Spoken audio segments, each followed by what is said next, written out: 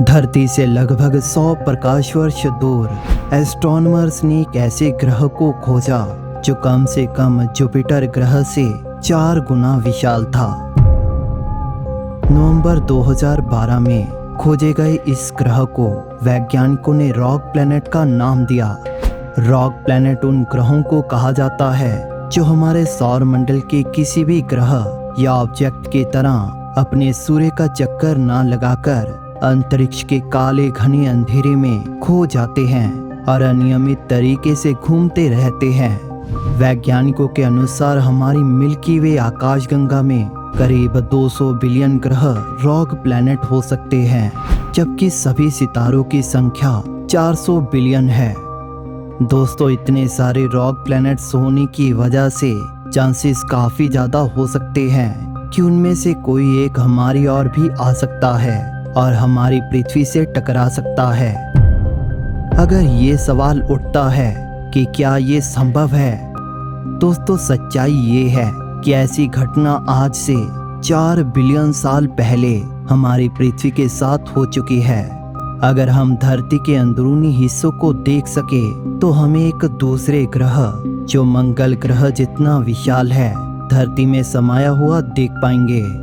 इस ग्रह को वैज्ञानिकों ने थिया नाम दिया है।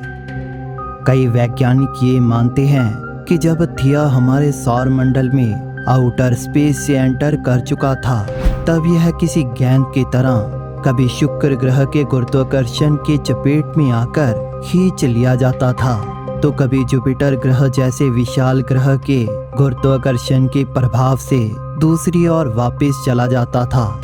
लेकिन सूर्य, जो पूरे सौर मंडल का 99.8% मास है, इसके गुरुत्वाकर्षण के सामने जुपिटर का गुरुत्वाकर्षण कुछ भी नहीं है और इसी वजह से थिया सूर्य के ग्रेविटी के प्रभाव में आकर धरती के ऑर्बिट में आकर लॉक हो गया। सेम ऑर्बिटल पाथ होने की वजह से अर्थ और थिया के बीच दूरी कम से कम होती गई, जब तक यह हमारे चांद के जितना करीब नहीं आ गए। इतना करीब आ जाने के बाद किसी दो ग्रहों के बीच होने वाली विनाशकारी टक्कर को टालना नामुमकिन हो जाता है। थिया करीब 15,000 किलोमीटर पर आवर की तेज गति से धरती की ओर बढ़ रहा था, जो कि आवाज की गति से भी 11 गुना ज्यादा है। इस गति से आता हुआ कोई छोटा ग्रह अगर आज धरती से टकरा जाए तो धरती कई सारे टुकड़ों में टूटकर बिखर जाएगी और इससे होने वाली विस्फोटीय घटना इतनी ताकतवर होगी कि इसे दूसरे ग्रहों से भी देखा जा सकता है।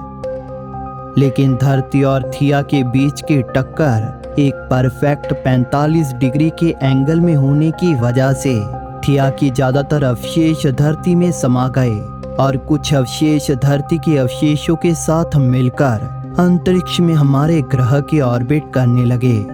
इस कोलिजन की वजह से धरती में एक विशाल क्रेटर का निर्माण हुआ, लेकिन जल्द ही वह क्रेटर पिघले हुए लावा से भर गया।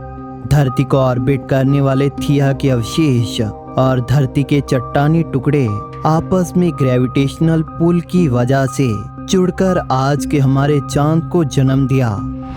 उस समय की बात की जाए तो अपने शुरुआती दिनों में हमारा चांद भी लाल तपते गर्म चट्टानों और लावा से भरे किसी नर्क के समान था, जिसे उस समय चंदा मामा कहना सही नहीं होता। खैर, इस 45 डिग्री के एंगल में टकराने की वजह से ही हमारी धरती आज अपनी एक्सिस में थोड़ी झुकी हुई है और इसकी रोटेशन भी पहले से तेज है, जिसकी वजह से 24 घंटों में दिन रात हमें देखने को मिलते हैं। थिया की वजह से ही हमारे ग्रह में विभिन्न प्रकार के सीजन भी होते हैं। कार्बन, जो धरती में जीवन की सबसे महत्वपूर्ण इंग्रेडिएंट है, थिया के कोलिजन की वजह से पूरे ग्रह में फैल गई। ये धरती में जीवन की शुरुआत की सबसे महत्वपूर्ण घटना मानी जाती है। इस घटना के कुछ करोड़ों साल के बाद ही हमारे ग्रह में फर्स्ट लिविंग क्रिएचर दिखने शुरू हो गए, जिन्हें अपनी आंखों से देख पाना हमारे लिए नामुमकिन होता, क्योंकि वह सभी शुरुआती जीवन सिंगल सेल यानी एक कोशिक जीवन थे, लेकिन करीब 4 बिलियन साल तक ये single cell organisms multicellular creatures के रूप में इवॉल्व हो गए, जिन्हें आज हम अपने चारों ओर देख पाते हैं। और यहाँ तक कि हम इंसान भी एक मल्टी सेल्यूलर क्रिएचर हैं। कई वैज्ञानिकों के अनुसार ऐसे 2 ग्रहों के बीच की घटना जिससे जीवन की उत्पत्ति और कायम रहने के लिए अनुकूल वातावरण बन जाए होने की संभावना बहुत ही दुर्लभ है। ज़्यादातर मामलों में ऐसे ग्रहों के साथ होने वाली टक्कर विनाशकारी होती है, जिससे वह ग्रह हमेशा के लिए किसी नरक के समान बन जाते हैं। और शायद इसी वजह से हम अब तक अंतरिक्ष में किसी दूसरे एलियन सिविलाइजेशन के सबूत खोज नहीं पाए हैं।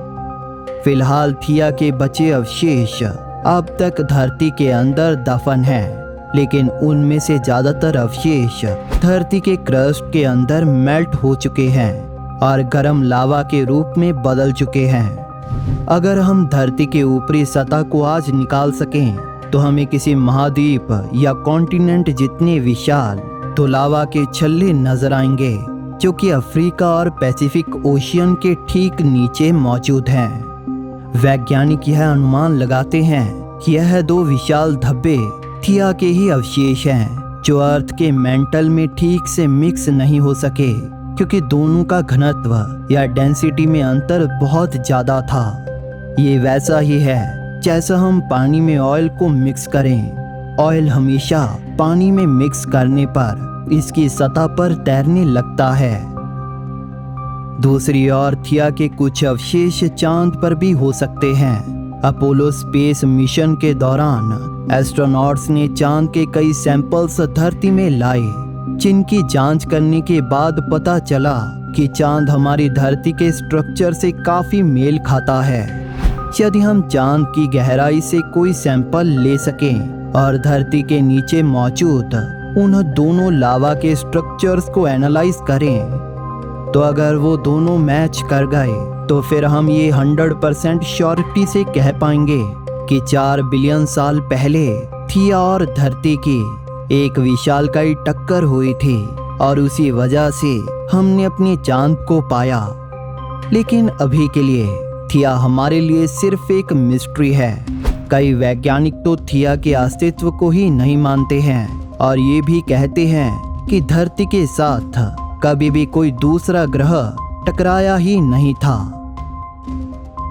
दोस्तों, इस पे आपका क्या कहना है, हमें नीचे कमेंट बॉक्स में जरूर बताइए। दोस्तों, अगर आपको ये वीडियो पसंद आई तो इसे लाइक और शेयर जरूर करें और इसी तरह की वीडियोस देखने के लिए हमारे चैनल स्पेस डोज को सब्सक्राइब करना बिल्कुल भी ना भूलें और इसी के साथ बेल नोटिफिकेशन ऑन जरूर कर लें, ताकि नई वीडियोस की नोटिफिकेशन आपको अपलोड होते ही मिल जाए। Thank you for watching. दोस्तों, इस वीडियो को अंत तक देखने के लिए आप सभी का धन्यवाद।